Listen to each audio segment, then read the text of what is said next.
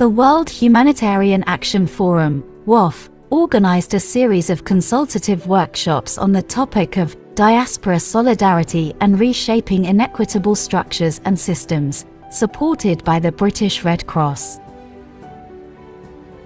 These workshops began with an opening session on September 12, 2023, attended by more than 140 participants, including professionals and researchers in the humanitarian field from 26 countries. The opening session featured extensive contributions from humanitarian organizations and experts, including introductory presentations and 4 hours of in-depth discussions. Welcome to the opening session of WHOF's consultations on diaspora solidarity and reshaping international aid, amplifying the role of diasporas in challenging inequitable structures. Representatives from WHOF, the British Red Cross, and Islamic Relief Worldwide participated in the opening session. For me, diaspora is an asset.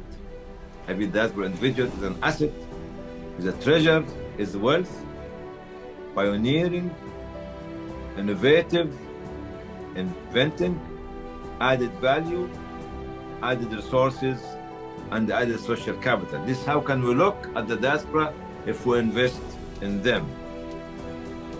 Building new arches between communities. Arch means art, bringing the art, religion, culture, and history to the table.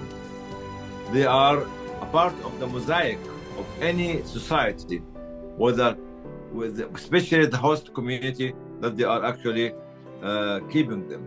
Officer for the British Red Cross, and I'm working at the moment specifically with the Diaspora Humanitarian Partnership Program. I've been with the Red Cross for 10 years now, which has been great, because we enable us to participate in all these different programs and network with so many organizations that, in a way, you learn from them and they learn from us. And I think that's why we have this program at the moment.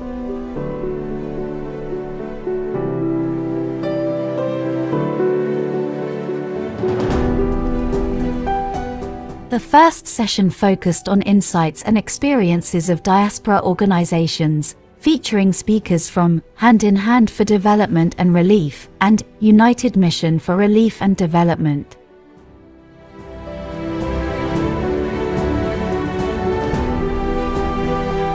The second session included representatives from Humanitarian Aid International and Takaful al-Sham, discussing local perspectives on the role of expatriates.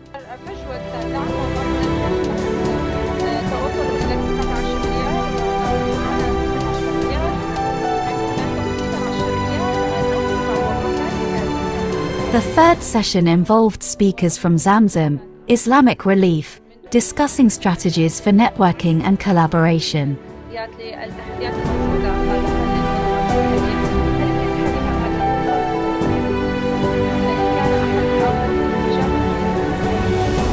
The fourth session featured representatives from Internews Europe, DIMAC, and Shabaka, addressing the strengthening of expatriate organizations. Sister Shahin, and perhaps there's more that needs to be done on that issue, and not just to address that issue just when there is a humanitarian crisis, but because it's a lifeline for populations, as we've discussed before. In addition to these workshop sessions, the forum conducted 3 special workshops dedicated to Syria, Pakistan, and Somalia, with selected participants from relevant organizations, addressing country-specific contexts. My feeling is I will not encourage diaspora to be implementing agencies. I would love them to leave that to the local organization. Because in spite of the fact I mentioned they know more than the INGO, but the culture is still not the same as it was before. The value is adapted to the country of residence more than the country of origin. Some key recommendations from these workshops include enhancing the voice of expatriates through active participation in global forums and coordination mechanisms, aiming to unify Southern representation for social and political impact. Seeking long-term impact-oriented solutions. Encouraging greater youth participation in their home country's issues, with increased promotional efforts to attract and motivate them.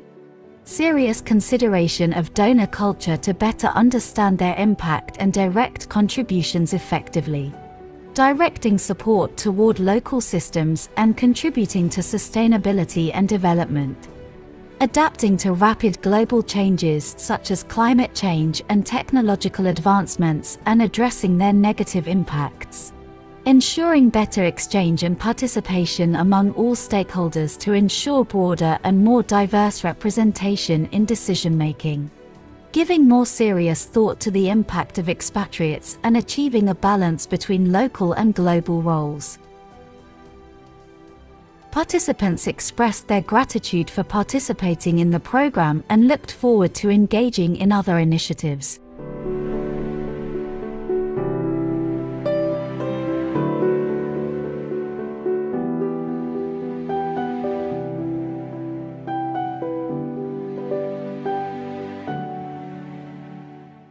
Bismillah ar-Rahman ar-Rahim. Assalamu alaikum wa rahmatullahi wa barakatuh.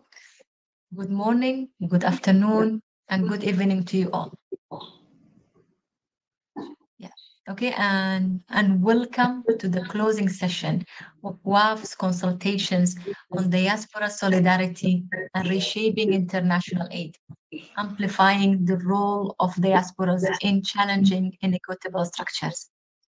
My name is Fatima Hirsi. I'm the head of international programs at WAF, and I'll be your host for today. Please note that Arabic translation is available by choosing the option in Zoom, and again, welcome to all. Between July and November 2023, the World Humanitarian Action Forum, WAF, conducted a series of consultations that sought opinions on the involvement of diaspora humanitarians in aid sector reform. This conversation emerged from a position of critique, noting the many voices, initiatives, and calls for change that have encouraged and progressed the now centrally appreciated cause for greater equity in the sector.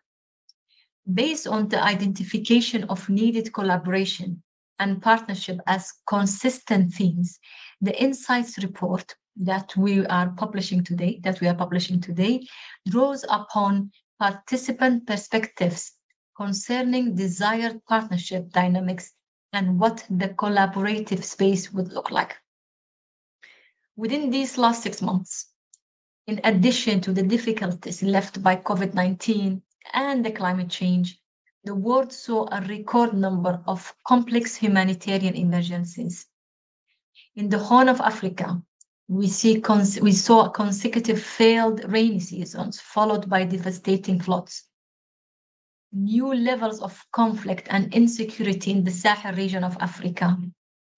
There is an increased violence that has added to a series of emergencies that make up the decades-long humanitarian crisis, the Democratic Republic of Congo, the continuing humanitarian crisis in Yemen, the ongoing conflict in Sudan, Syria, where 2/3 of the population require assistance after more than 11 years of war, worsened by the earthquake that devastated the northeast of the country, the earthquakes in Morocco, in Afghanistan, the flooding in Libya.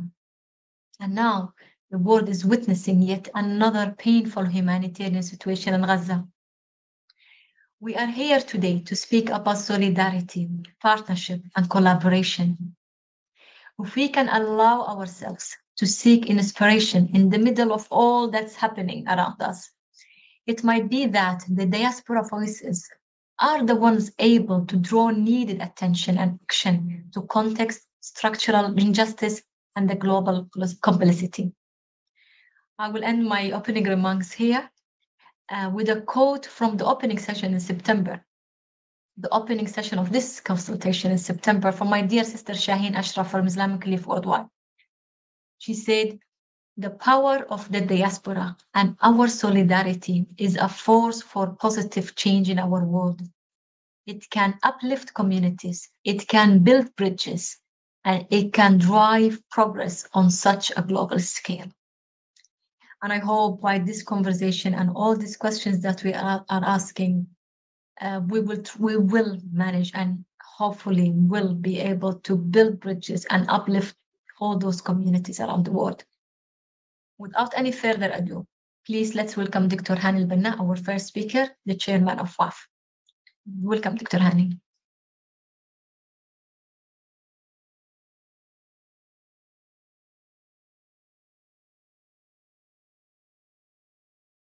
Meeting, can you hear me?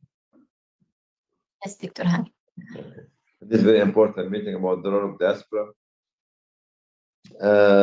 Localization for me is producing organization, independence, integrity, credibility. Localization is building community infrastructure, community bonding, and local economy. Localization is preserving community character, identity, and culture. Localization for me is protecting community resources, community values, community history, and heritage. Localization is economic empowerment, social cohesion, and the way forward for serving humanity. Without localization, we lose our motivation and we cannot work together. Why I'm focusing on localization? Because this was one of the outcomes, one of the most important outcomes of 2016 World Humanitarian Summit, which has not been implemented yet by governments or by UN as should be, as we were expecting it. We need urgently to empower the world localization because a lot of resources in the local community, a lot of brains in the local community, and a lot of solutions in the local community. Thank you very much. Thank you, Dr. Hani. We will look at the in depth at the study, at the research, at the report, and the main findings, and the methodology of the study and all. So the consultation looked at 3 countries as purposive sampling. Syria, Pakistan, and Somalia were selected as the focus countries of this study. As I said, we will look at the selection criteria and the whole methodology of the study. But for now, let's welcome the consultation leads to share the findings from their respective conversations or country focus group discussions. We will start with Ms. Tamriz Khan, our senior research advisor and the moderator and facilitator of the Pakistan focus group discussion. Welcome, Tamriz. Thank you, Fatima. Assalamu alaikum, everybody. Good evening, good morning, to wherever you may be. I'm speaking to you from Karachi, Pakistan.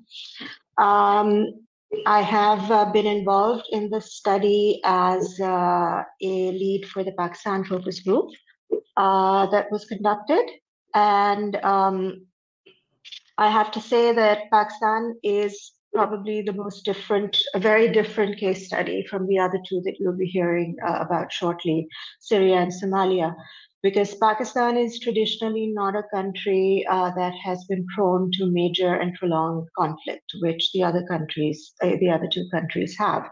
We are also not a site for prolonged humanitarian assistance, except when it comes to natural disasters, which we have had a lot of in the last decade or so. But Pakistan is a clearly development-focused country when it comes to its diaspora. We have a very wide diaspora, primarily focused in North America, Europe, and the UK.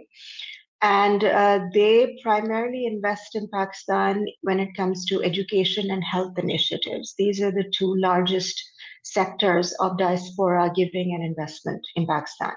And this has been the case for many, many years.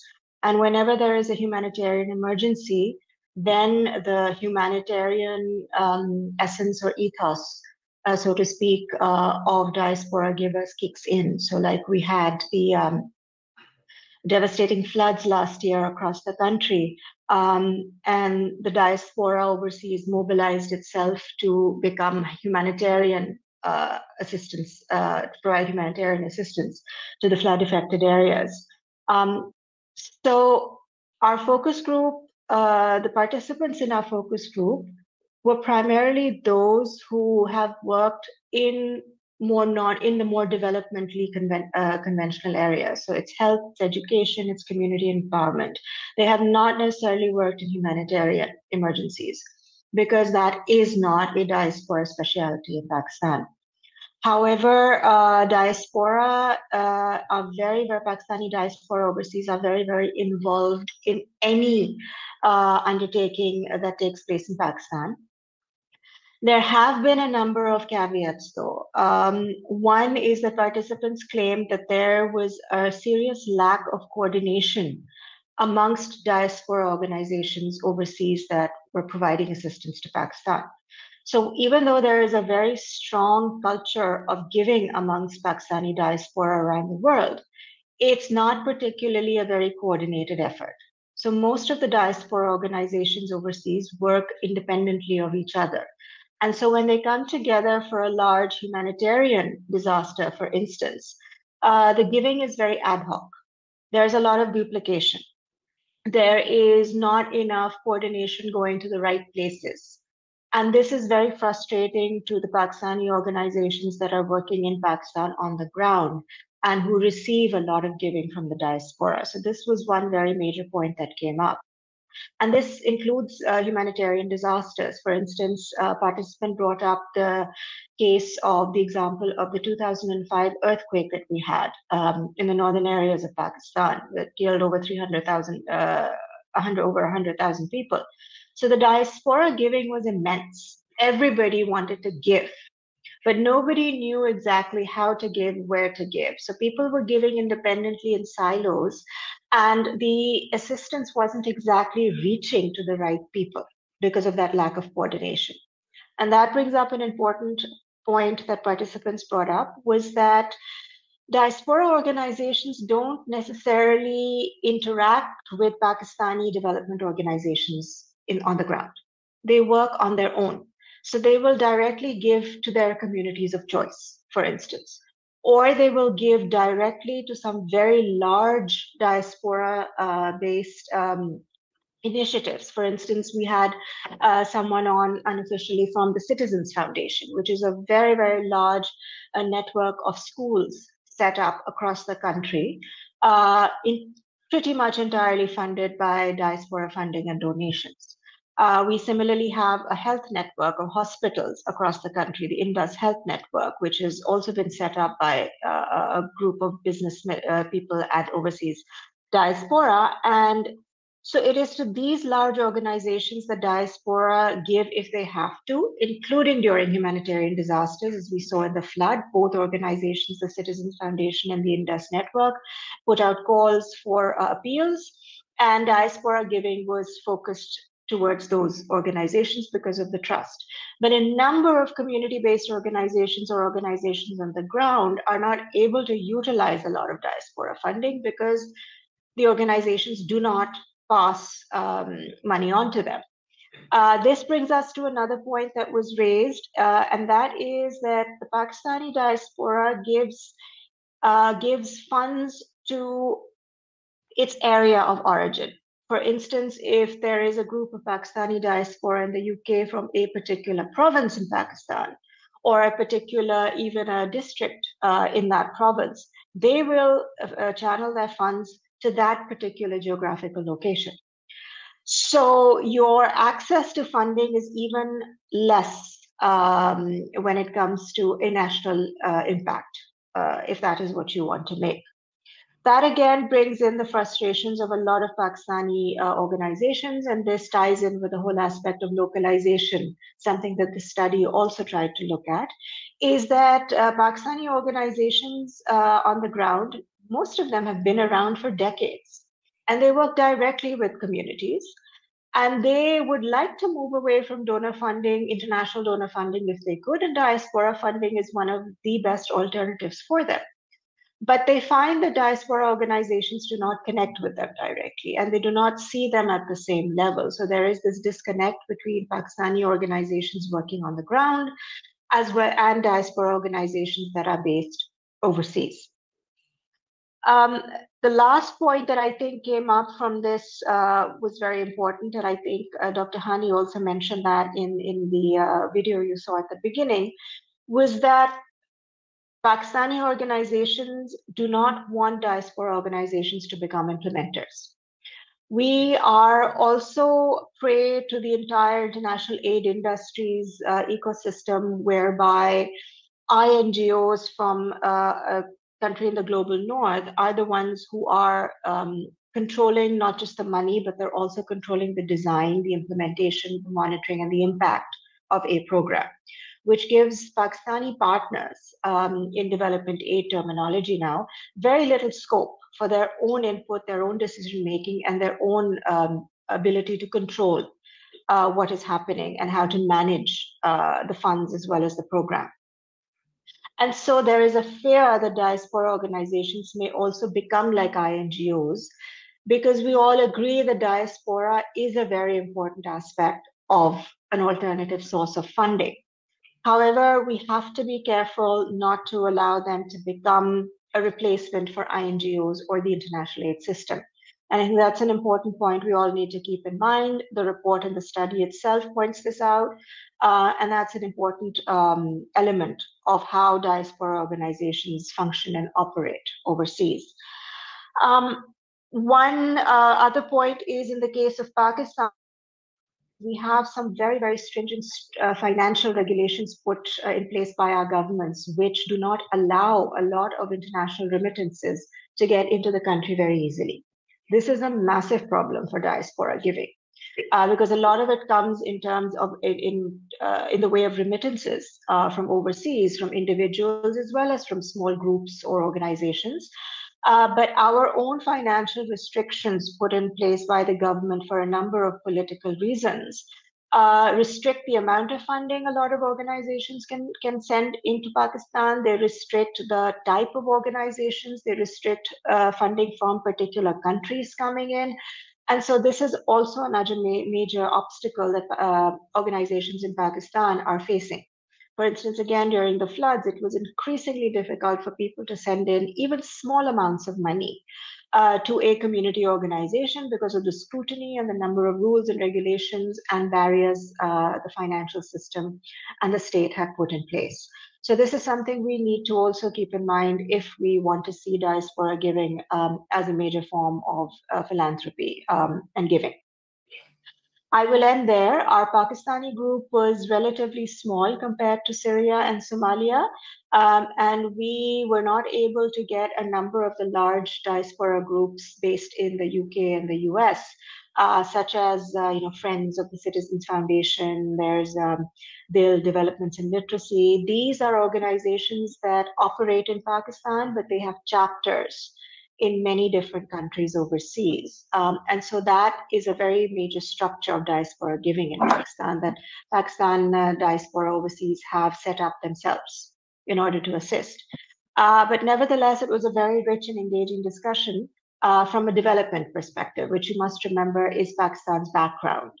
We are very charitable. It is part of the entire Islamic and Muslim structure of zakat and giving back to a country, particularly for people who go abroad. They always want to give back, but there is a lack of structure. There is a disconnect between working with the NGOs and organizations in the ground. There are restrictions in financial transfers that can be made to the country. And there is just an overall lack of trust between diasporas overseas and a number of groups in Pakistan. So I'll end there, but I think these were the major findings that came out of our focus group discussion. Thank you very much. Thank you very much, Tamriz. Appreciate it. Next, let's welcome Mr. Fadi Dairi, co-founder and country director for Hand in Hand for Aid and Development, who was the moderator and facilitator for the Syria focus group discussion. Welcome, Fadi. Fatma, thanks for the introduction, and thank you all for joining in. With the Syria discussion, it was an interesting one, because with the Syrian diaspora, we were like, let's say we had the older generation, or let's say the second generation, who were displaced in Europe. Not displaced, but I mean proper migration. So it was an economic migration or for any reason.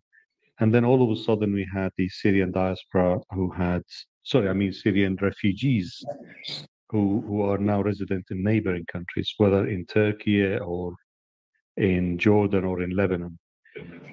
We also talked about the political environment allowing these NGOs or these diaspora to act freely or to respond freely. And in our case, in the Syrian scenario, we had better ability to move and respond from Turkey. The early days, of course, it was a huge challenge in terms of coordination, and the Syrian diaspora, they all wanted to respond.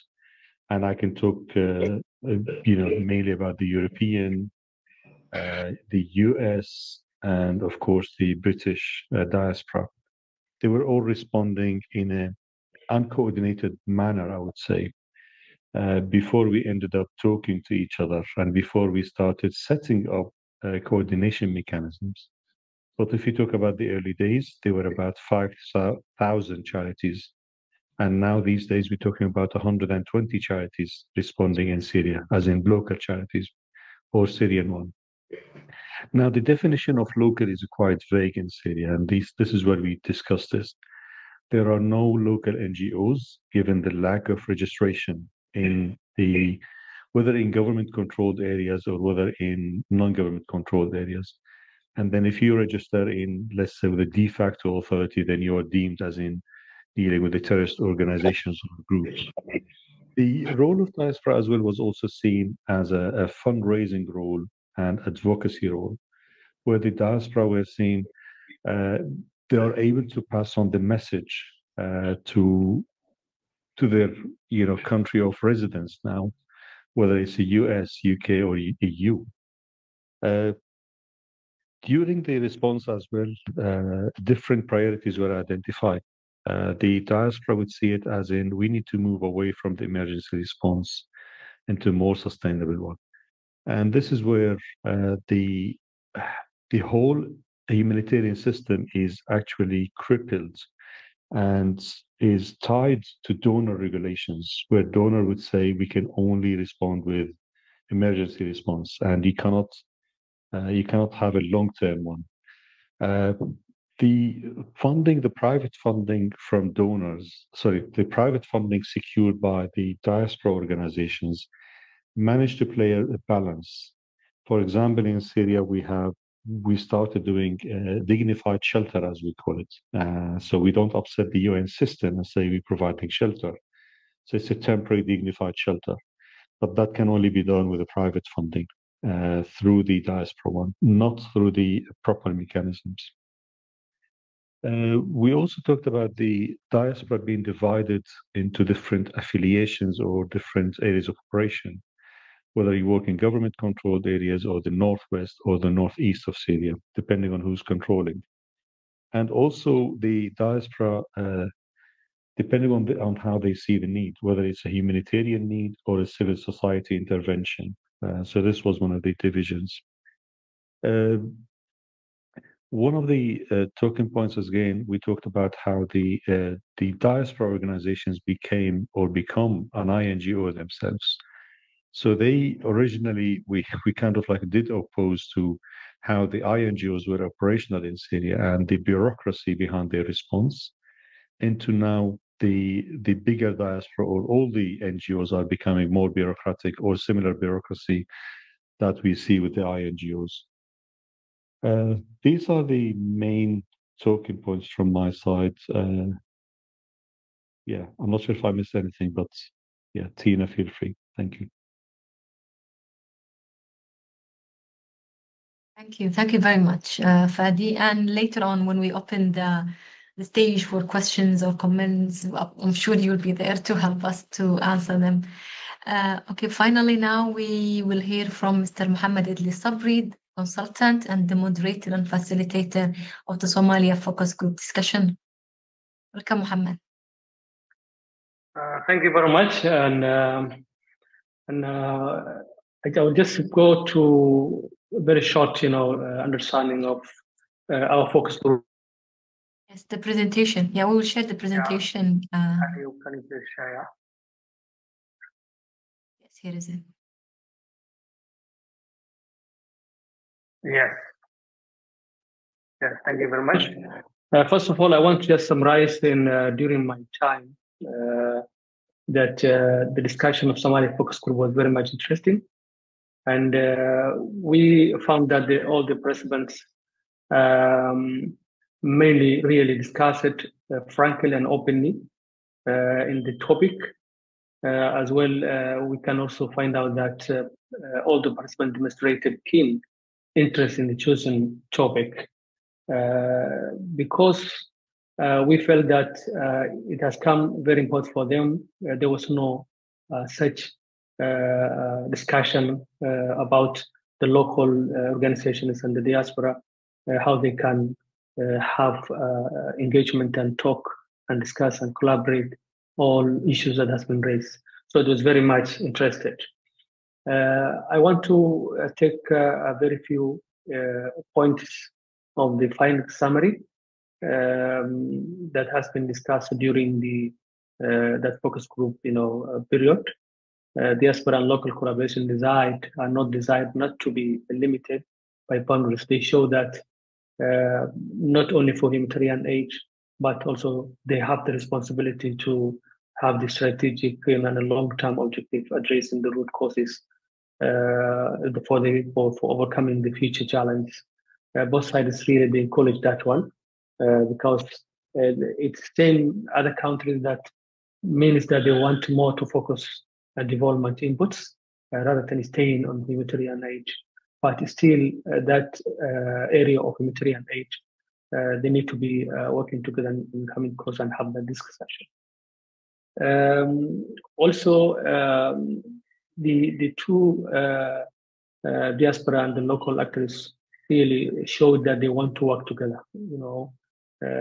Both of them, they were really showing that they have an interest to have the collaboration working together in the process of transformation of needs and addressing the root causes, as well as the society and relying the causes, everything that, the country having an historic humanitarian problems for the last, 30 years, 40 years, and having a significant number of diaspora at the moment. Can we in change Somalia, the slide? obviously. Yeah, I think. Yeah. Do you need the slide to be changed, isn't it? No. Yeah. Okay, that's fine. Yeah. Yeah. The second. Go to the second. I'm reading from my side. The diaspora and local want to go to work together. That one I quite highlighted. They show that they need to have a very deep discussion on strategic issues. The also partnership is also show it that there is a need of partnership between the diaspora and the locals when it comes to the ground implementation and looking at the priorities and the principles and supporting each other by also strengthening the civil society actors. They can also show that they need to have partnership on building local solutions and alternatives. As we say, alternative for funding, alternative for the programs that are significantly something to the society, which also may be sometimes and mostly different from the existing international and aid models. We have such experience in a number of areas. It's also showed that the diaspora are not very much organized in terms of when coming to the crisis where they want to fund, and there is a number of organizations, and there is a number of diaspora who are not organizations but coming from the overseas and supporting each other. So their desire to support long-term impact of the society. The page. I will continue that perception is on how the local diaspora organization currently work together. Vara in Bright, there was a different talk on the trust, as also other colleagues mentioned, that is held between the two, and also that has been highlighted in the discussion. Some positive examples have been provided of collaborative partnership was cited as well. One of the trust, and also opportunities that has been highlighted in terms of challenge was the competition over the resource, which become to establishing the partnership as well. That was really a major issue that has been discussed, competition of the resource, where it has been mentioned that diaspora-led organizations have a leverage of access to the international fundings when it comes to when compared to the local organizations. One of other major, issues that has been raised during the discussion also was that diaspora themselves were credited for having contributed significantly to the provision of health programs, education programs, water service, as well as the peace building. They really show it, that contribution, and it's very common and feasible in the Somali society. So nobody was denied that one, but also has been given that credit.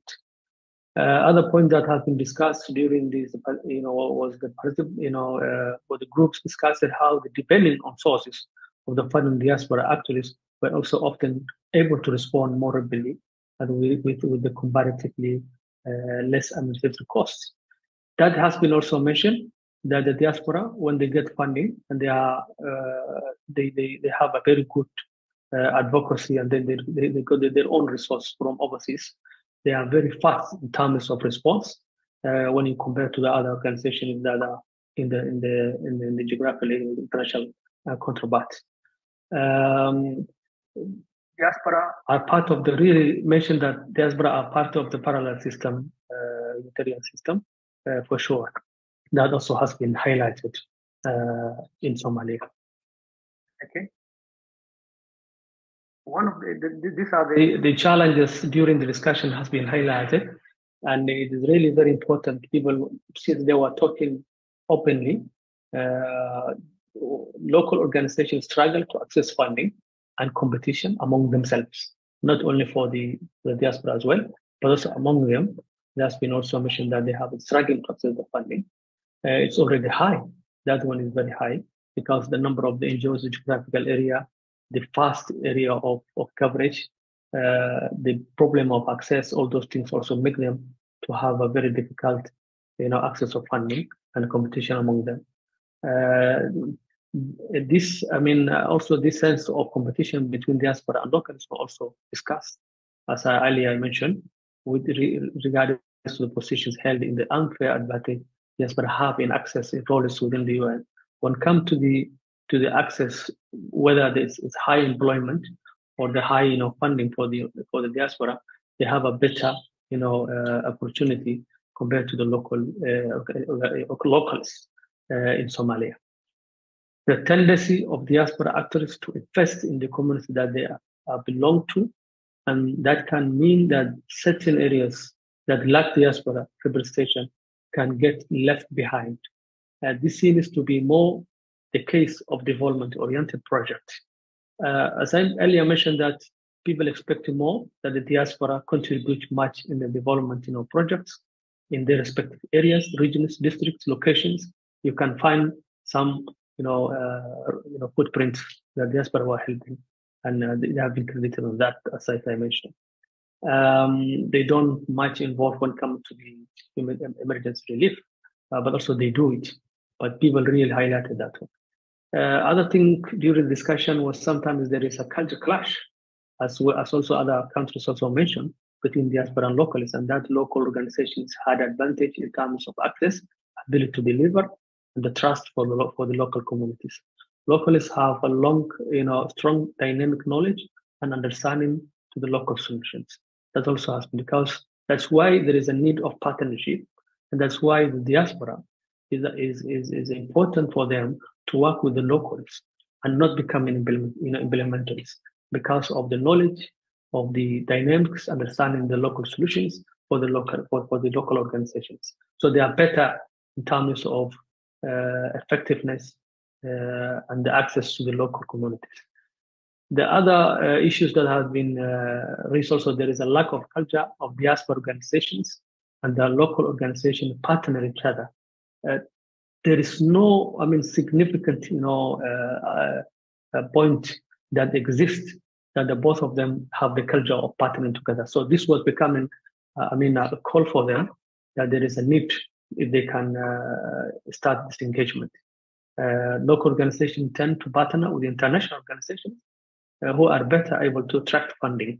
Because of that, they are running from local, diaspora organizations, but they really try to, partner with international organizations because they are seeking funding. And my summary of the challenges, and also there was a line for opportunities. Fatima, this is my end, and thank you very much. Thank you very much, Mohammed. That was very useful and insightful. And as I said before, later in a bit, we will open the stage for questions and comments, and you will help us, hopefully, if there is any specific question to the consultation in general, or Somali context in specific, or Syria or Pakistan, inshallah. Okay, now let's start looking at the insights report. What were the main findings? What was the overall or general findings and the conclusions that were out of this report? Can we first of all watch a short video, which will give us like a quick peek at the report? Can we play the video as a 5 minutes, something less than 5 minutes video?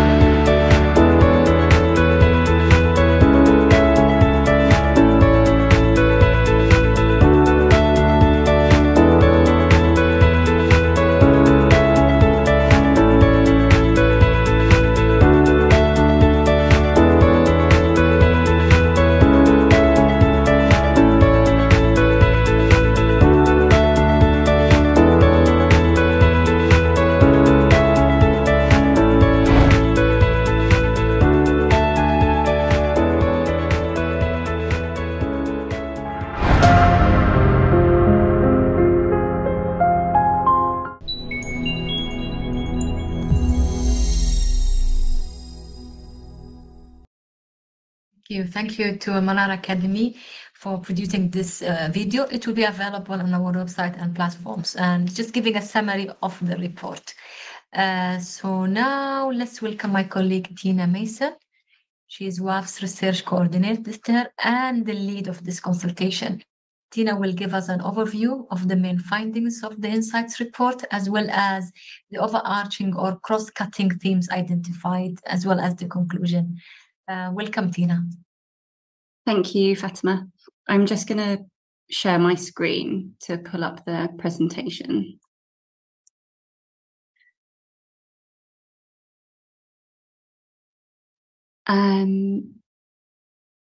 Okay.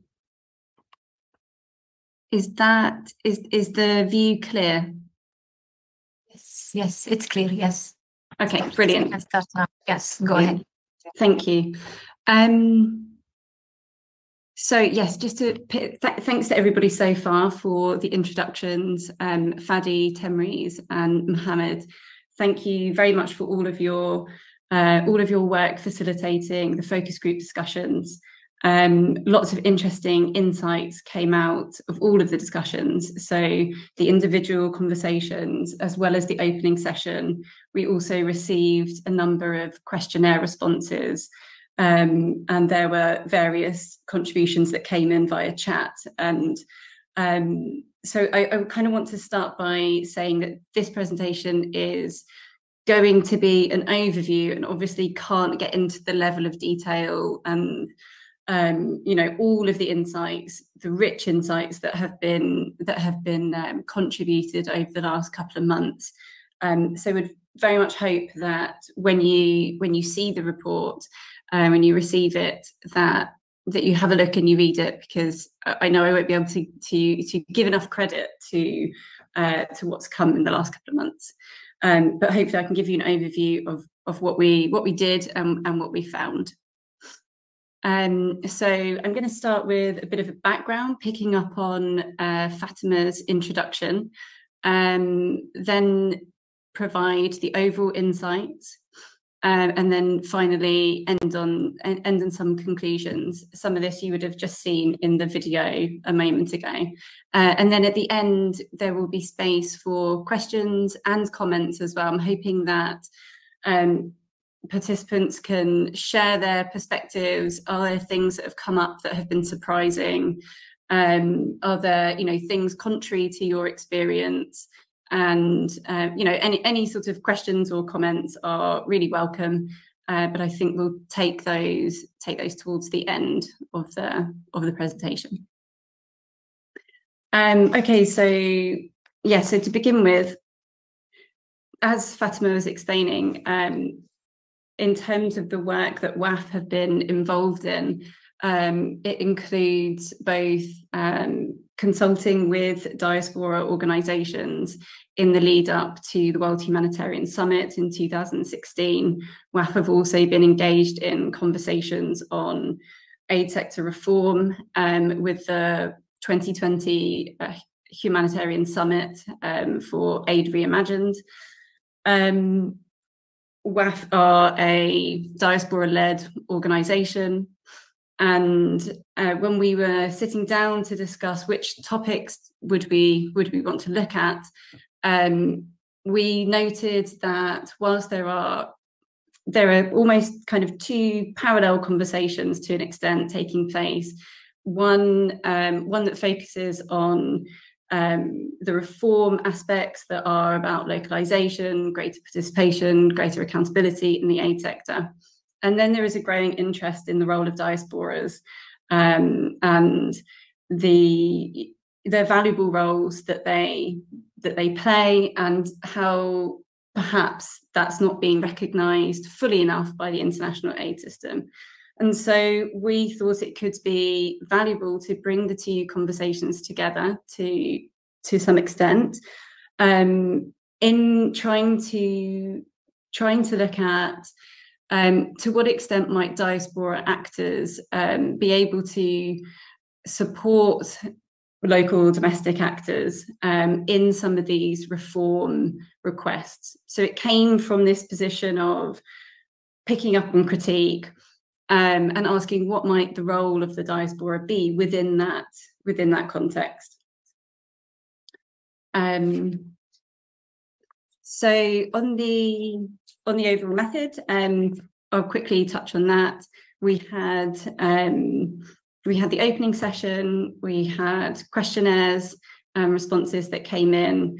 In the very beginning, we had a series of key informant interviews and scoped out the question and how we framed it, which then led to the opening session and how we presented the different themes during the opening session. Based on what was discussed during the opening session, we then sort of, rethought about the questions that we would ask within the focus group discussions, which then followed 3 separate focus group discussions. And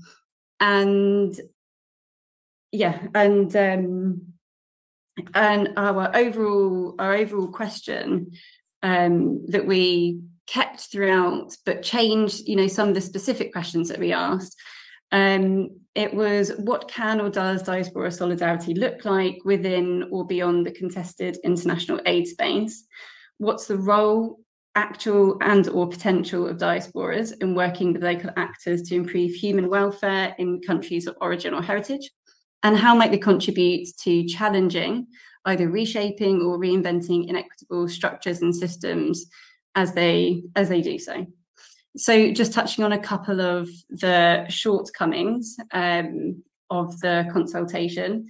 One is around assumptions. So in the early days, we've kind of started with some assumptions in terms of the centrality of the international aid system as the focus of diaspora humanitarian actors or diaspora actors, whether they're humanitarian or development oriented. And then, therefore, there was an assumption that there would be a focus on necessarily challenging it or wanting to work in a kind of within this critique framework. And so that was and we'll return to that a little later when we look at the findings and whether or not we did answer the research question. Because yes, I mean it wasn't as direct as the research question put, but in the end, what came out actually did speak to our original inquiry. Yes, this is just a quick breakdown on the focus group discussion participation. There was we had a little bit of data missing for a couple of the sessions, but which is why it says approximate. That's basically the split. So for Syria, 70%, diaspora, 30%, 30% local organisations. Although, as of course Fadi pointed out, the nuances in terms of definitions. And how many organisations, Syrian organisations based in Turkey, would define themselves as local organisations. So there is some flexibility and nuance here in terms of how we're defining organisations. For Pakistan, it was half-half, and for Somalia, similarly half-half. Yes, and that would be actually just picking up on some of the shortcomings. Language and terminology was one issue that did come up, but that we have discussed throughout. So in terms of who is the diaspora, how do you define diaspora, who does it exclude if we say diaspora, and then differences in terms of country-specific diaspora organisations or diaspora-led organisations who may prefer to call themselves diverse community-led. So there were a lot of complexities around language that the report the report does actually go into. Okay, so the key insights. I'm just going to move my for you. So diaspora humanitarian actors, identifying the diaspora. The study found that So the nuances that came up in terms of the varied experiences and perspectives that shape an understanding of role, actual and potential of the diaspora included geography and location, whether or not the diaspora actor was country specific in focus or not. It included proximity to the humanitarian aid system, the type of response, so whether humanitarian or development, although we did find throughout, so Temriz has obviously talked about the Pakistan focus being predominantly development oriented, and Syria and Somalia were predominantly humanitarian oriented, but we did find that there was it was quite transient, and that participants spoke about either or. It wasn't completely siloed and separated, and that is one of the key insights that came out that we'll get to shortly. So other nuances that impact on impact on perceptions on role, and contribution to this conversation are around relative timing of migration, environment in the country of residence, environment in country of heritage, and then different modalities, so operational modalities, fundraising modalities. So a huge ecosystem, and the point to say is that it's impossible to completely generalize about diaspora organizations and who they are. So in terms of perceived value and contribution of diaspora actors, the study found that diaspora actors are recognized for providing direct and in-kind aid, sharing skills, expertise and networks, coordination and logistics related efforts, supporting the accountability of aid, and advocating for countries of heritage and their respective needs. So we found throughout the study that participants noted diaspora actors were more able to respond rapidly, without judgment or preconceptions, to be better informed and better connected than INGO counterparts, and to provide emotional connection and psychological support. So this was something that came up as a unique characteristic of diaspora actors in terms of their commitment. One thing that was also quite interesting in terms of the sectors that diaspora actors are engaged in, there were some comments that came through the focus group discussions in terms of being involved in risk-free areas, or being involved in sectors that are easier to reach consensus on. And yes, and I think that that's an interesting point, because it maybe contradicts where and what diaspora organisations and local organisations want to work on together, which are potentially more complex. So moving on to problematic dynamics, that was obviously certain things were also pointed out. Temriz touched on them, all of the facilitators actually did as well. So some identified weaknesses of diaspora humanitarian response include potential biases in support provided, cultural clashes and relative disconnect with countries of heritage, internal issues of inequitable power dynamics, replicating the INGO model, engaging competitively and individualistically, and then a lack of coordination amongst diaspora actors.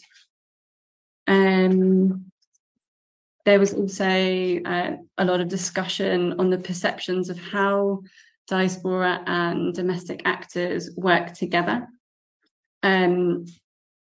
Overall, it varied how this connection and relationship currently is. There were different takes on the trust that's held between the two.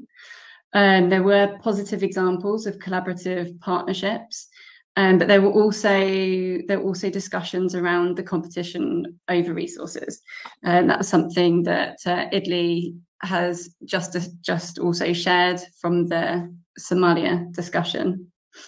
And then also challenges in terms of establishing those partnerships. So it was raised by different participants. There are some challenges in terms of how to form these partnerships.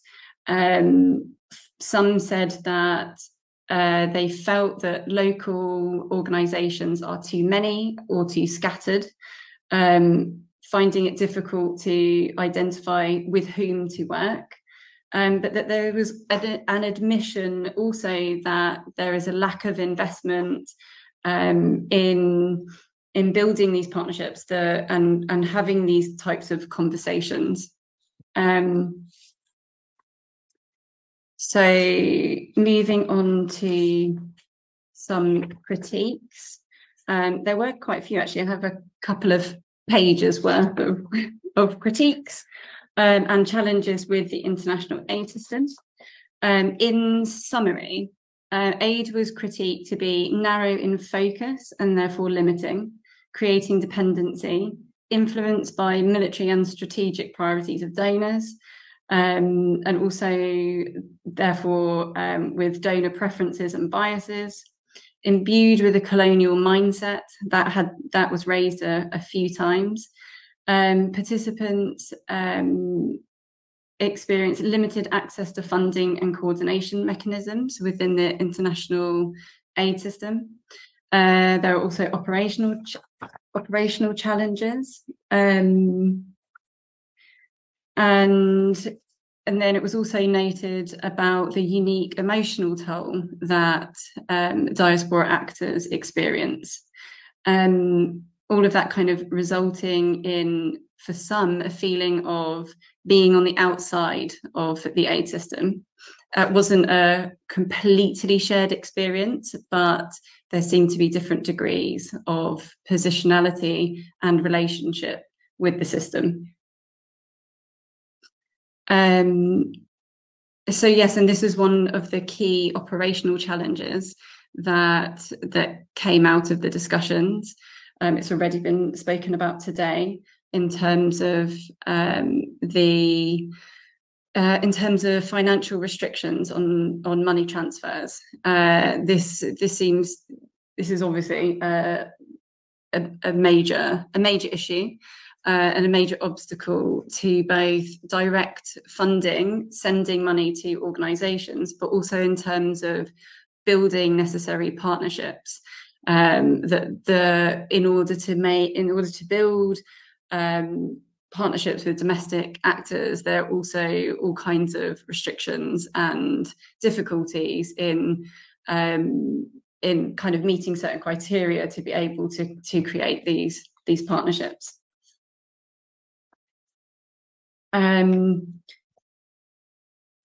So then touching on what was just mentioned in terms of the positionality of diaspora. For some, it was clearly diaspora a part of a parallel system. That seemed to be more discussed in the Somalia focus group discussion. In Pakistan, where it was discussed, there was a comment that for some diaspora organisations work in parallel and some are part of it. And in Syria, it felt more that there wasn't a huge preoccupation with the international aid system. My kind of listening to the conversations that came out of that discussion was really a big focus on working together to create the space to talk about strategic change and transformational change. It didn't feel that it was directly mentioned in terms of position, but maybe Fadi can correct me. if that was raised specifically. We did have a challenge. I mean, because now we donor driven lately, and we just follow donor priorities. However, we try and come coordinated and try and influence donor decisions and try and influence how funding is done. So with this regard, thank you. Thanks, Fadi. Okay, so in sum, in terms of perceptions on how things are, the overall conclusion was that it's varied. There's not one experience of the role of the diaspora on whether or not diaspora are doing localization and whether or not, you know, they are within or outside of the aid system. I mean, that seems like quite an obvious conclusion. But yes, I mean, it was a conclusion that there wasn't that one narrative. There were differences of opinion in terms that came up. There was, for some, the feeling that diaspora organisations are doing a lot in terms of advocacy, and that was contradicted by others who said, actually, we need the diaspora to do more in terms of advocacy. For some, there was a feeling of working towards the localization principles, and then in other cases, not so much. And on localization, I thought it was quite indicative that when we come now to the conversation, what was wanted, that localization was a key thing that was wanted. Localization principles and being locally led and locally connected, these were all key things that were wanted. And I read that a lot in terms of an admission of what was not necessarily there strongly enough. And I think all of the facilitators have alluded to that to an extent as well. So yes, so different perspectives on how things are. The next few slides are about what people want. So less about how things are, and more about what do actors want to work on together. So we found that diaspora and domestic actors want to work together on the process of transformation. So that includes of needs, root causes, societal transformation, the underlying issues that lead to need. They want to work together on creating strategic visions and approaches. This was one of the main conversations within the Syrian focus group discussion. They want to address future challenges, and they also want to be prepared, want to work on capacity building. And they want to do this in a way that's comprehensive and multi-sectoral, that challenges global systems of inequality, is intergenerational, and provides alternatives to traditional aid models. And what I found quite interesting about this in terms of what do people want to work together on, and this is specifically what do diaspora and domestic actors want to work together on, there was not a focus on we want to do humanitarian work. Obviously, they're doing humanitarian work, but when kind of this, open-ended question of what do you want to work together on, it wasn't just the symptoms of. It was a lot about really deeper change, transformational change, and creating strategic, longer-term visions and approaches. It was pretty widespread about things needing to be multi-sectoral and comprehensive, and I think that's why the conversation didn't stay within silos. The humanitarian-oriented focus group discussions, for example, they didn't stay within a humanitarian framework. People moved away from that quite quickly and quite readily, wanting to speak about the bigger picture. So desired characteristics of partnerships. So the study found that partnerships between diaspora and domestic actors are desired to prioritise the localisation principles, supporting and strengthening civil society actors who were recognised, I want to find a quote actually for it if I can. Who were recognised as the key agents of change. I'll read this quote because I think it's quite nice. Again, it's from the Syria group. So let's think when we implement projects, not to ask for data collections, but on rebuilding civil society structures. They are the real change factor. We need to rebuild the structure of civil work, need to think how to build from the bottom up these systems to be active, well-governed, built on real partnerships. Partnerships also want to seek local solutions and alternatives to existing international aid models. They're desired to support long-term impact, and also there was conversations around reciprocity, not viewing it as X gives to Y, but instead this bigger picture of mutual gain, mutual relationship. In the Somalia discussion, and actually maybe in one of the key informant interviews that were had, there was a conversation around, particularly in terms of intergenerational engagement, that there's a lot that diaspora second, third generation have to gain by greater collaboration and connection, culturally, language-wise, many things. So reciprocity was something that was important to participants. Desired roles then for the diaspora. So we tried to identify from the discussions what were people saying that the desired role of diaspora actors would therefore be.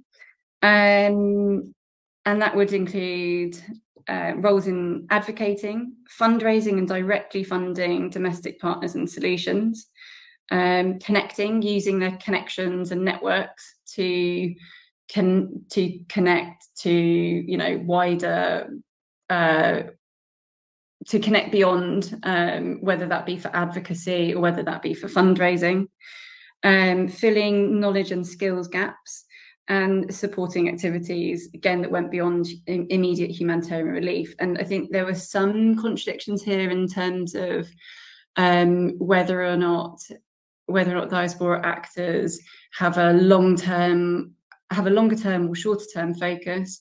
And there were some participants who felt that the emotional connection of diaspora actors may mean that there is that sometimes that there may be a tendency to support the more kind of emotive, immediate humanitarian needs, whereas others were saying it's not necessarily the case, and the diaspora actors tend to stay longer than the INGOs who come in for the purpose of emergency work and maybe don't stay the course. So that was something in terms of longevity, but it's desired to be longer lasting partnerships. Okay, so on collective, coordinated and strategic efforts. So yes, there was obviously a more strategic conversation about the way in which diaspora and domestic actors want to work together. And then we found that space is desired for dialogue, connecting, exchanging and strategizing, and that coordination, and that coordination should be direct and between domestic and diaspora actors, and it should be locally led. As you can see that the Pakistan response there, it has to be led from Pakistan and meeting with key actors and saying how best can we collaborate. in the Somalia discussion, participants said ideally it would be held in Somalia, these collaborative, strategic discussions between diaspora and domestic actors be held in Somalia. People would come there. So it was very, very clearly a desire for these collective efforts to be locally driven. Yes, so there were also comments in terms of improving coordination with international coordination mechanisms, as was working more intergenerationally, and working for the generation of information. So conversations on knowing better which actors exist and what they're doing, and being able to create databases or knowledge, a better knowledge exchange of who's doing what, in order to foster these types of partnerships and working together. Also was the need to commit and invest in such initiatives, and that was raised as a major challenge to this kind of work. Whether that be on an individual organizational basis, and that was really one of the main barriers that came up, that organizations don't have the means to really commit to these types of collaborative efforts that require investment in order for it to be sustainable.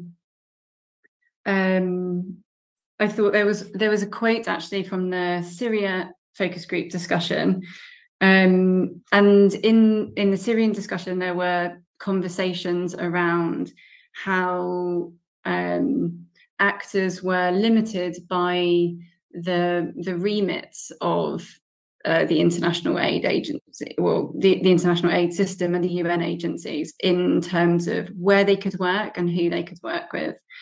And so this comment comes out of that conversation, where one participant said, we need to discuss how to build local coordination mechanisms to be independent from the international UN mechanisms, because during the earthquake we were paralysed. We were not able to work with local governments. And I thought that was quite interesting in terms of where does collaboration take place, and how free is it? What are the limiting factors, or the impeding factors, in terms of the way people want to work and what they want to work on? So yes, this is coming to the conclusions now. So direct diaspora and domestic collaboration is desired not to be limited by the boundaries of humanitarian aid, but rather visionary, strategic and longer term in objective, and addressing root causes, symptoms and future challenges. So quite a big ask. And then this is in answer to our research question. If we are coming back to our original question and whether or not we answered it, we started with what's the role of the diaspora and how might they contribute to challenging inequitable structures as they work with domestic actors. And so overall, finding that inequity in the international aid system is challenged by the way in which diaspora and domestic actors wish to work together. So it's about what they wanted to work on, the way they want to work together, which is notably locally led, with autonomy and exploring direct support for solutions that originate from the global south.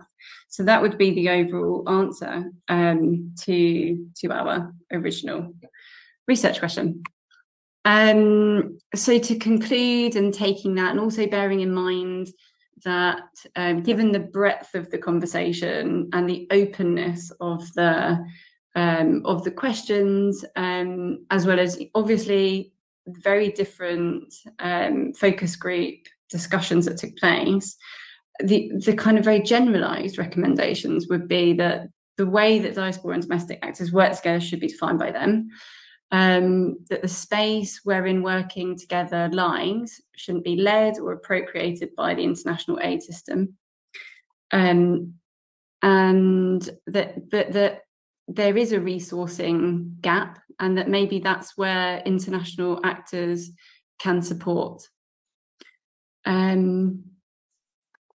So yes, those are the conclusions. Thoughts, comments, questions on anything raised?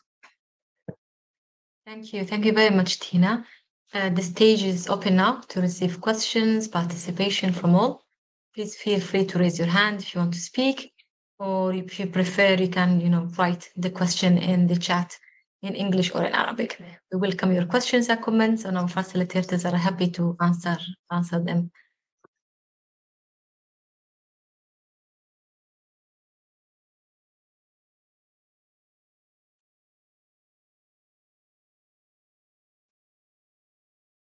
I remember there were a few hands raised a while ago. Feel free to speak now.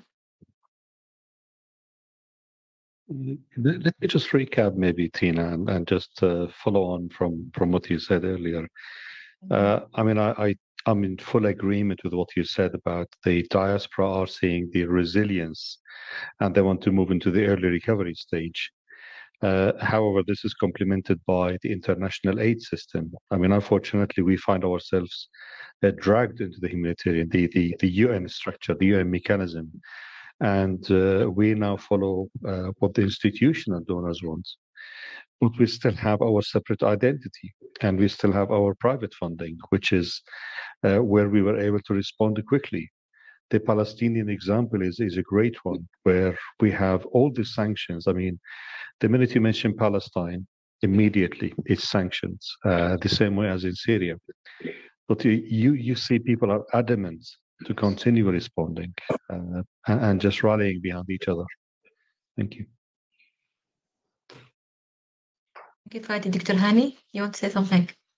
I think, thank you very much, Tina, and very detailed and comprehensive report. What I'm trying always to remember the forgotten crisis, such as we did not talk about Afghanistan, despite the fact that actually there was an earthquake in Afghanistan on the same date of what's happening in Gaza. Also, two other problems, which I'm just trying to highlight them as well. Ukraine, it's actually faded in the media, and DRC as well. Here, Tina and everybody, while we focus our discussion on the three issues that we're talking about, Somalia, Pakistan, and Syria, we should highlight this as well to direct or to raise the attention of the forgotten crisis, which is unfortunately an issue like Ukraine is, for me, is very painful because it involves a lot of millions of displaced people and millions of refugees. Anyway, I'm just trying to get outside the box because I'm always looking at different platforms and different issues. Thank you, Tina. Thank you, Fadi. Thank you, everybody, for the very wonderful work that you have been doing. Thank you, Hanan. And then Tanya.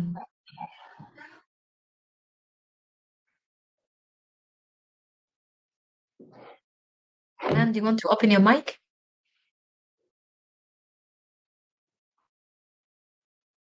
السلام عليكم ورحمة الله تعالى وبركاته. أنا حنان أمين مدثر من السودان. بشكر للأخت المتحدثة أستاذة تينا على هذه الورقة الضافية، وبشكر أسرة المنصة.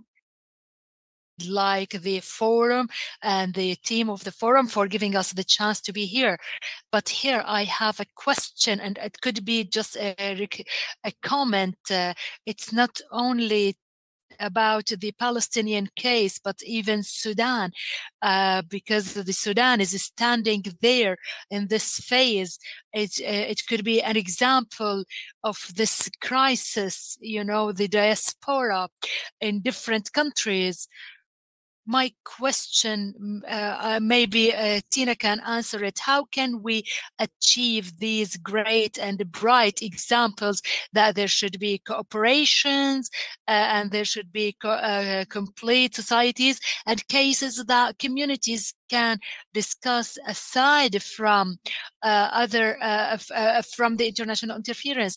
There are many people who are not feeling stable. They have no peace. They are irresponsible because of the responsibility of the government. How can the diaspora organizations can cooperate under this dramatic international changes, even those people in the diaspora out of their country, they don't feel safe because they don't have economic stability.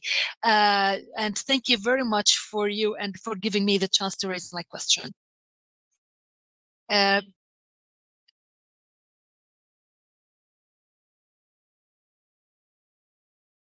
I'll give you a very quick translation. So Hanan is from Sudan.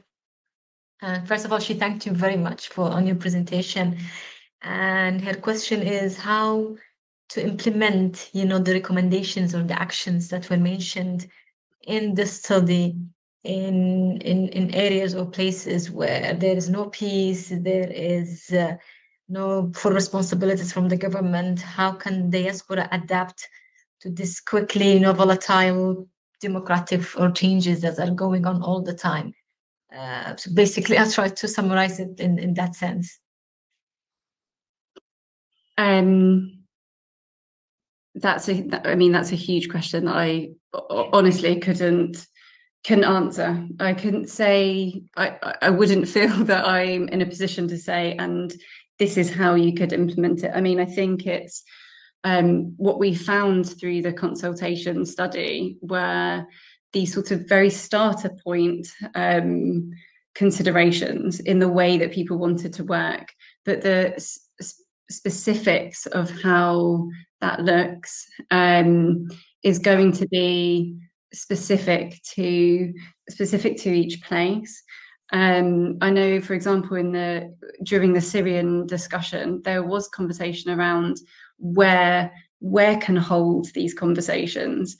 And so, for example, regional Syrian actors were saying, we are affected by the political issues affect us in the region. It's safer, these types of conversations that are strategic, that are visionary, that are about addressing underlying issues, to be placed outside of the region, and actually diaspora can help by holding space outside of the region. So that, for example, came up in the Syria conversation. I think it would need to be very specifically related to Sudan to find out what do people think, what kinds of solutions could people find. And I would also just finally point to the work of Shabaka, in case the lady who asked the question, if she knows of them or not, just in terms of the work that they are doing with the diaspora.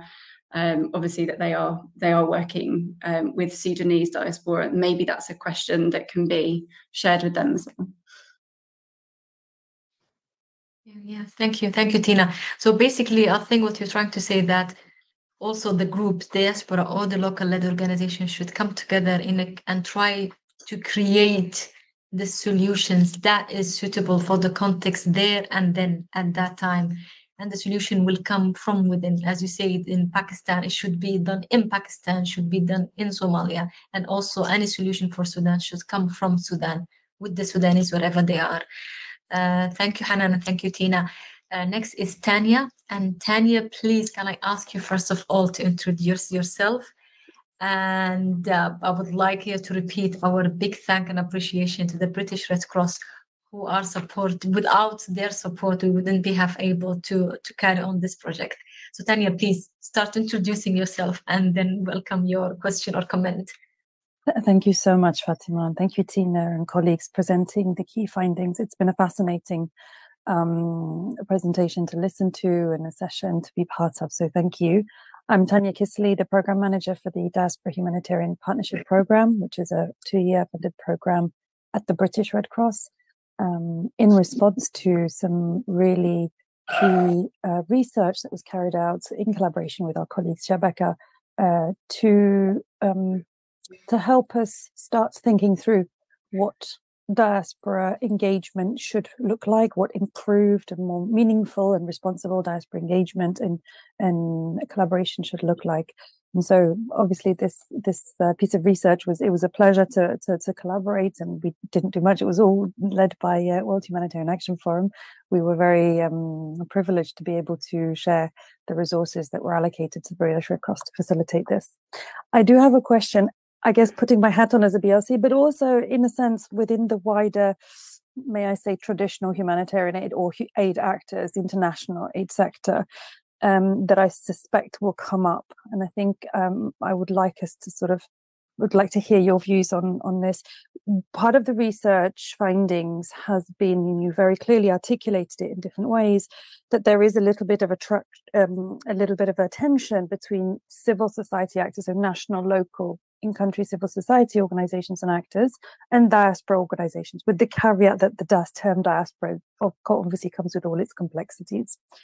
Now, there is that tension that local, national civil society actors are, in some cases, saying that maybe diaspora organizations or diaspora humanitarian actors are not so up to date with local needs, or maybe not as, forgive me, I'm using my own words here, maybe familiar with localized culture or localized sensitivities that needs to be driven by national, local civil society actors, not the diaspora organizations.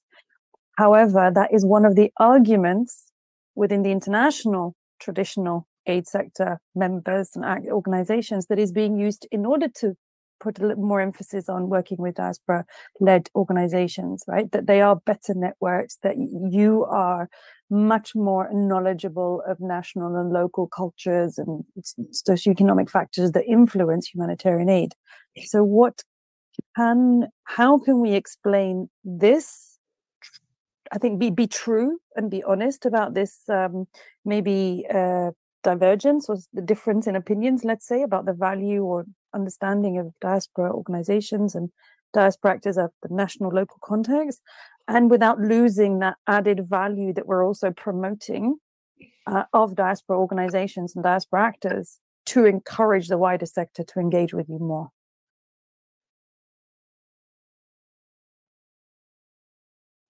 Yes, Dr. Hani, you want to answer? Yes, I have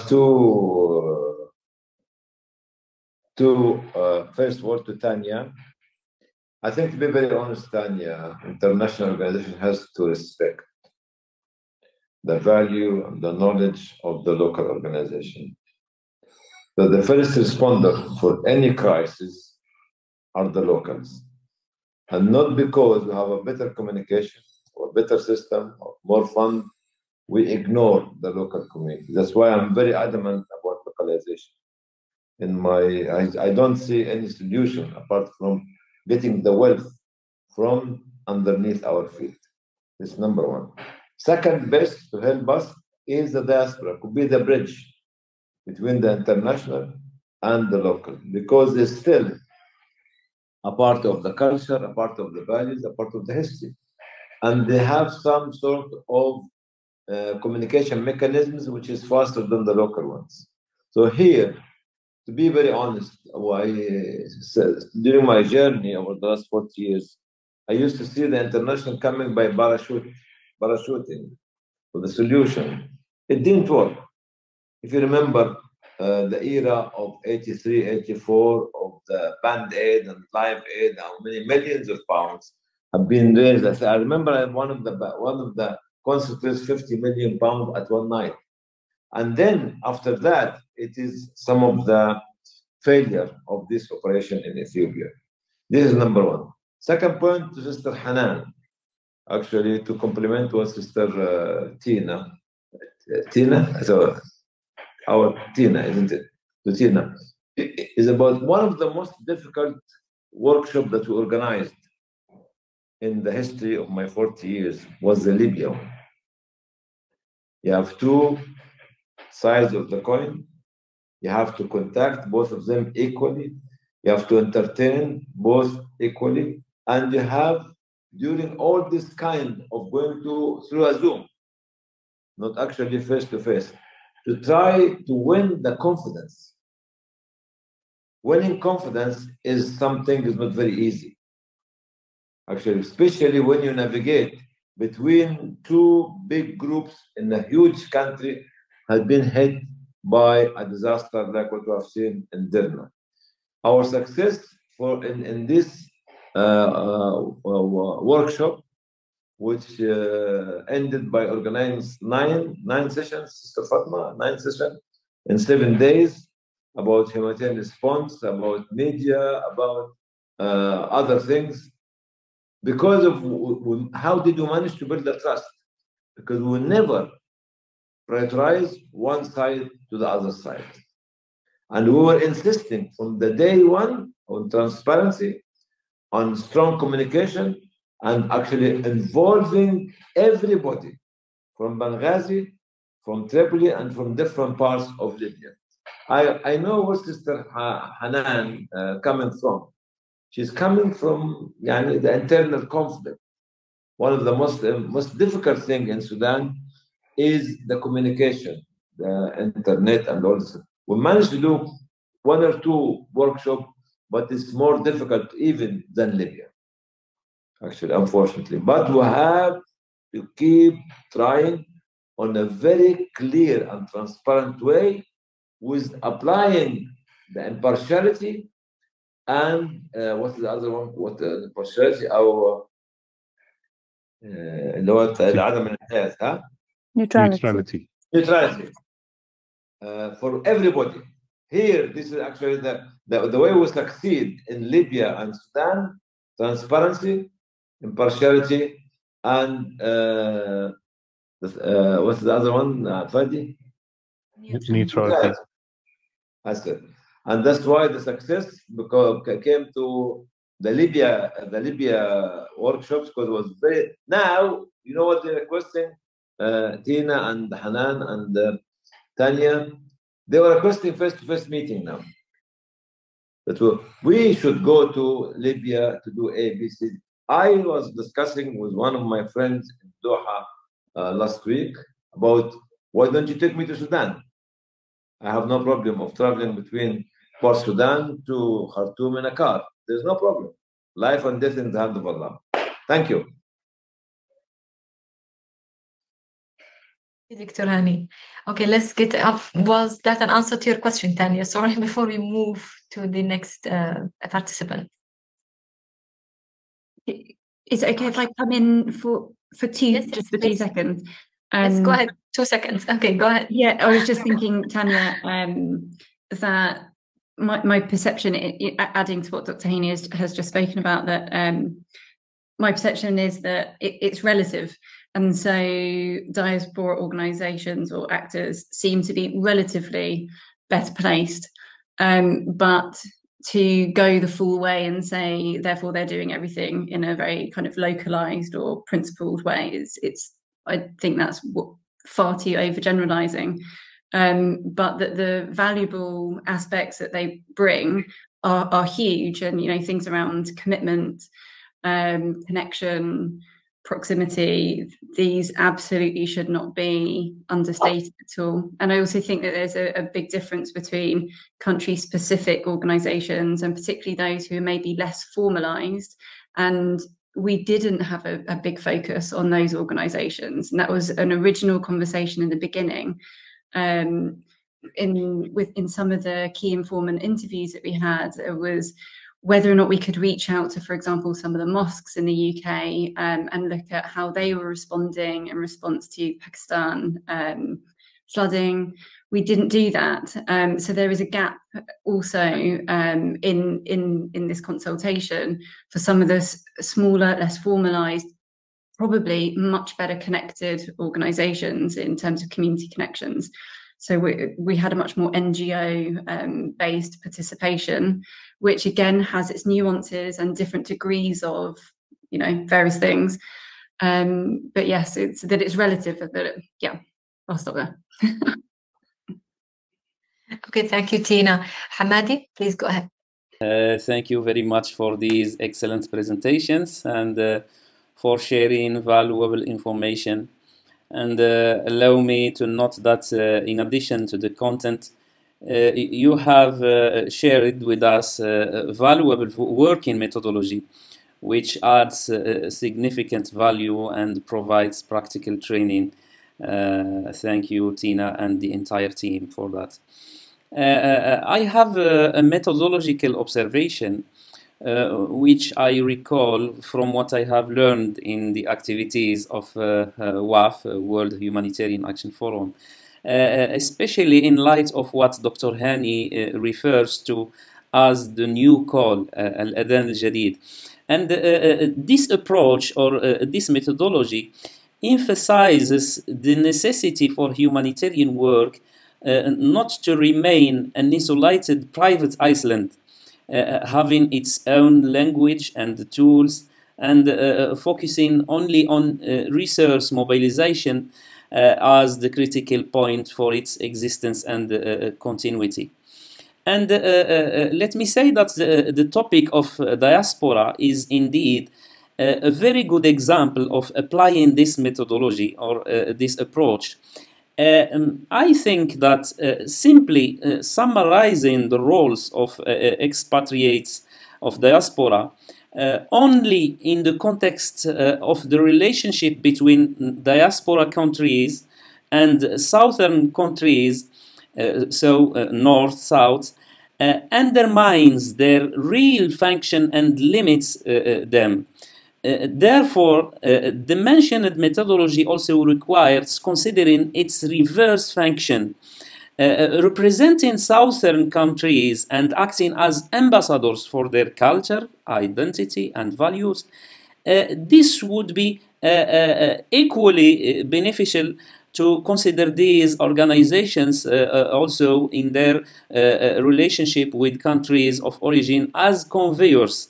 In addition to funding programs, conveyors for administrative efficiency, planning, governance, and many other positive aspects that benefits northern countries. Another example, according to the same approach or methodology, or what we can call it, diaspora organizations should realize that their strength lies in integrating various fields into their work, being open to them and benefiting from their best aspects. For instance, I can't, for example, imagine a more successful diaspora organization not being interested in institutions such as mosques and Islamic centers, for example, and having strong and effective partnerships with them.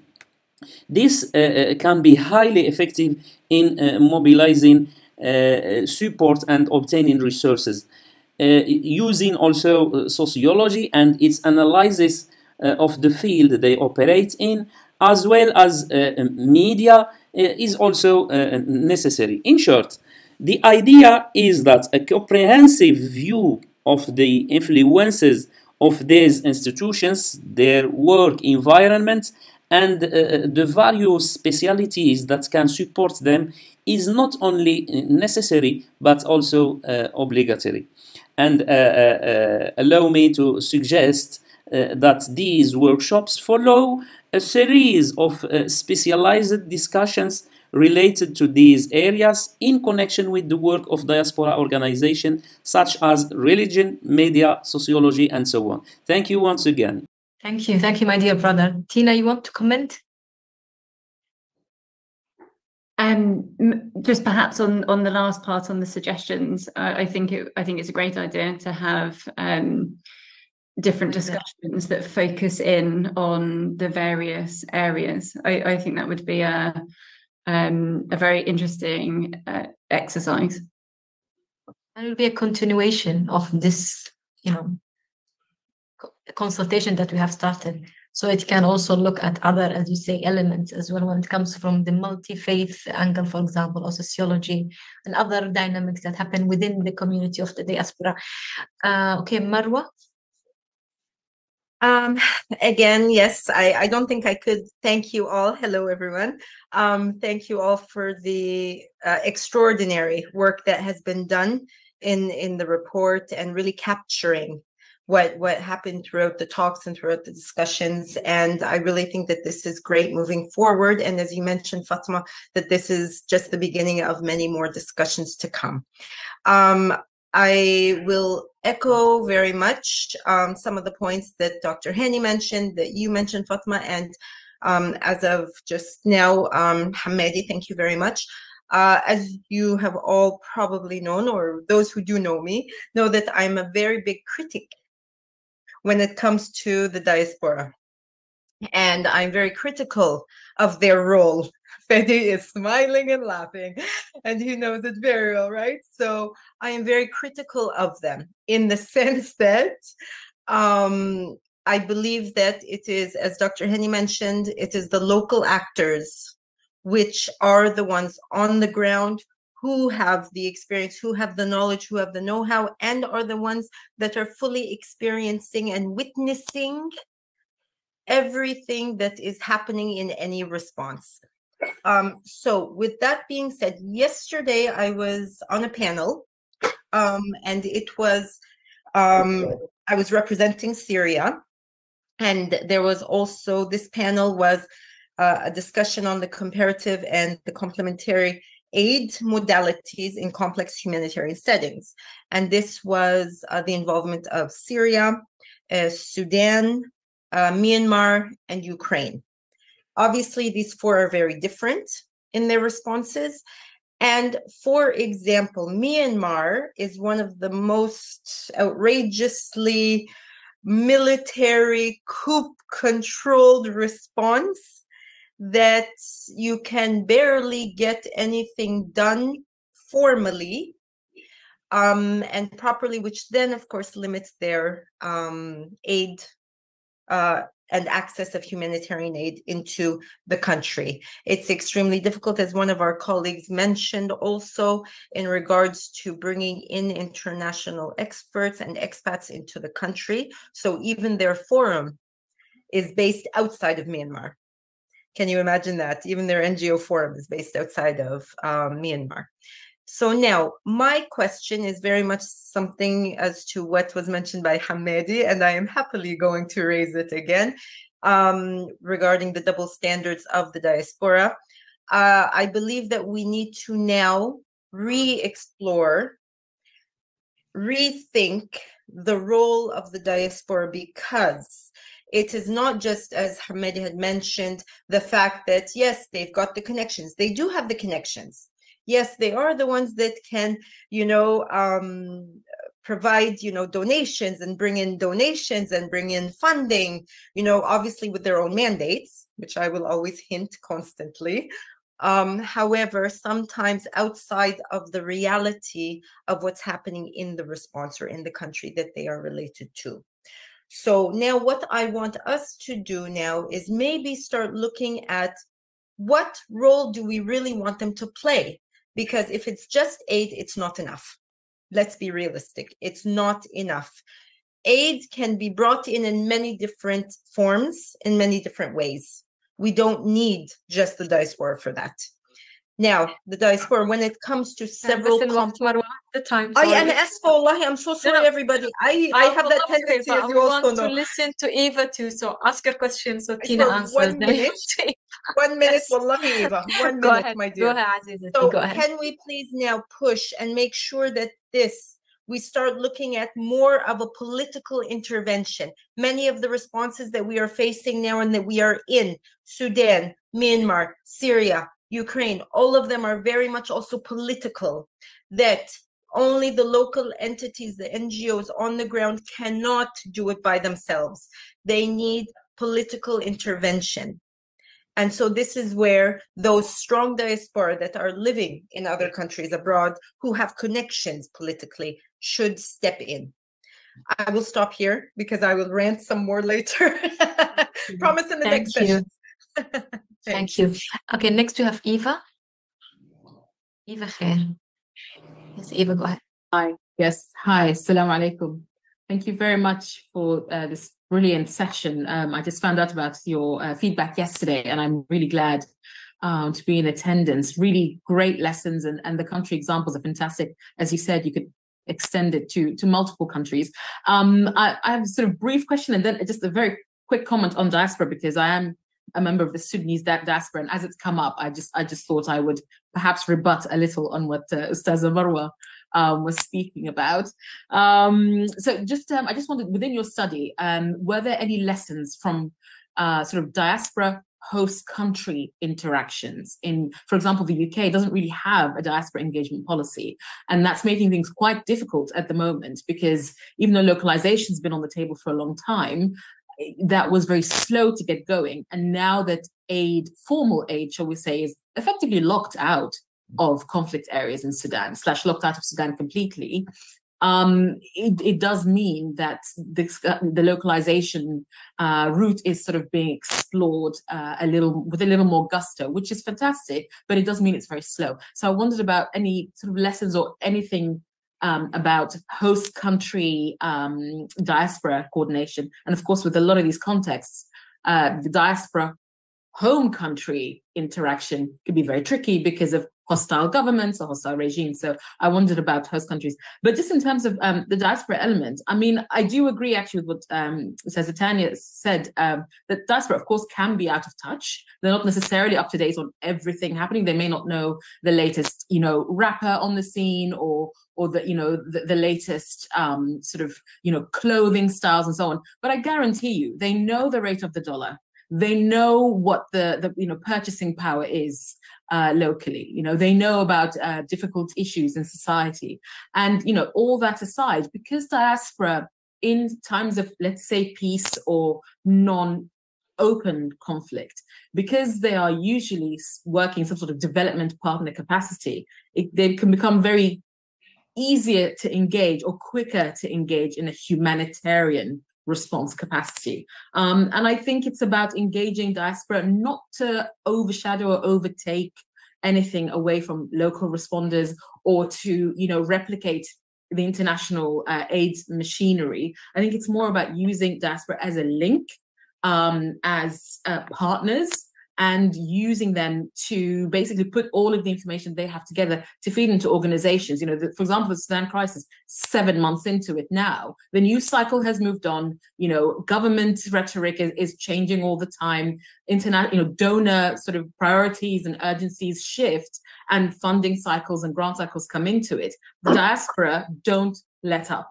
They're always listening, connecting, supporting, and gathering and distilling information, which now we're finding these organizations are coming back to us as diaspora and saying, what do we do? What's the need? Who do we talk to?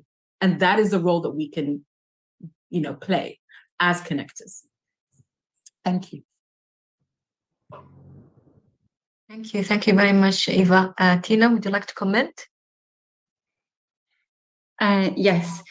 Firstly, Eva, no, we didn't, in response to whether or not we looked at the host country context specifically, we didn't. There were quite a few different host country contexts in terms of where participants were coming from. So we didn't go into a very specific focus on each one. But I completely agree with you. I think that's a very important lens to look at, what kind of enabling or not enabling environment there is, and the political dimensions as well.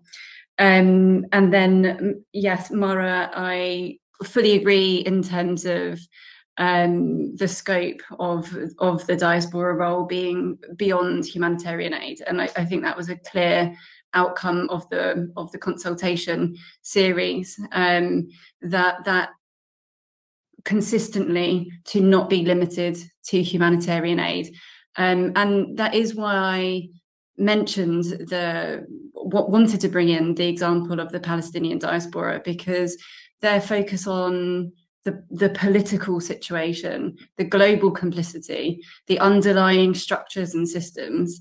This is, I believe, I mean, you can correct me if I'm wrong, but I feel like this is what you're speaking about, that role, that voice. And that's where I think, also connecting back to what Eva was saying, that yes, news cycles move on, but I also see in sharpening narratives and in the way that these political structural conversations are turning, that lots of connections are being drawn between various conflict contexts.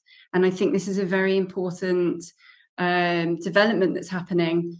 It's getting more traction. There are more clear lines being drawn, and that is being articulated by the diaspora, whether that be diaspora of that specific country context or the wider diasporas. I think it's a really important thing that's developing right now. Yes. And I think when the report is shared, I think that will be very clear, that solidarity between diaspora, either for issues concerning their home of heritage, or as humans who feel like they have to come in solidarity to support any humanitarian cause around the world. So the concept of solidarity and coming together, I think, is something that was clearly repeated and clear from reading the report. We are running out of time, so I will quickly go through, but thank you very much, Tina. There is a registration or networking link that we are sharing on chat. Please feel free to fill in so we can continue this conversation and stay in touch through emails. So I will quickly read on what's next for us after this consultation. We hope that as WAF, and with your help and in partnership with you, we will continue on coalition building amongst key individuals and organizations that are interested in this discussion to see how it can be continued, working with and supporting existing initiatives such as Shabaka. And Fikaz kindly have shared the contact details of Shabaka here in the chat. Using these findings to inform and guide WAFs on ongoing work. So WAF is involved in many other initiatives and consultations and coordination for Syria, for Libya, for Sudan, for inshallah soon for Afghanistan, and for Gaza, pursuing discussions with key individuals in WAF's network and beyond to see how WAF can support organizations to engage with the findings, support coalition, partnership building between diaspora and domestic actors, including exploring different models of the same and exploring further what these different ways of working could look like. So it's us really deciding together how to move forward and how this partnership or working together will look like. We hope that essentially we'll be using these findings as an entry point to some new conversations or to continue the same conversation we are doing now. Resourcing fundraising for the same would also be key, and that has been stated as a clear barrier to engaging in such discussion. Generally, when it comes to research and studies in the humanitarian work, funding is always a challenge or an obstacle. So we hope to also address these needs in our future conversations. We came to the end of this closing session. The full insights report will be available on our website and soon will be available on all our social media platforms. Soon it will be translated into Arabic. We call our partners to share the report widely amongst your contacts and networks. As I said, the report soon will be translated, at least to Arabic and hopefully to other languages soon. We would like to thank the British Red Cross for the support to this consultation. I would like to thank all our speakers, our facilitators and moderators, to all the participants for the past 6 months and beyond, to the WAF team and to Al-Manar Academy team. We're going to close now, and we are looking forward to seeing you all in our next humanitarian event. Thank you very much and goodbye. Assalamu alaikum.